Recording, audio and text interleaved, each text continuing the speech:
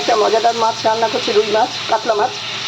সেটা হচ্ছে কাতলা মাছটাকে প্রথমে নুন, হলুদ আর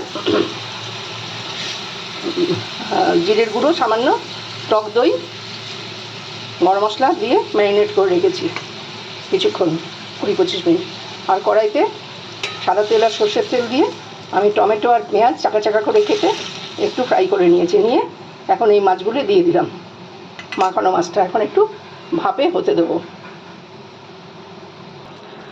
আমি এখন ঢাকাটা খুললাম, এরকম হয়েছে, একদম একটু গায়ে গায়ে মতন হবে। আর আমি এর মধ্যে একটু সামান্য কাশ্মীরি মির্চ দিলাম আর কাঁচা লঙ্কা চিড়ে চিড়ে দিয়েছি।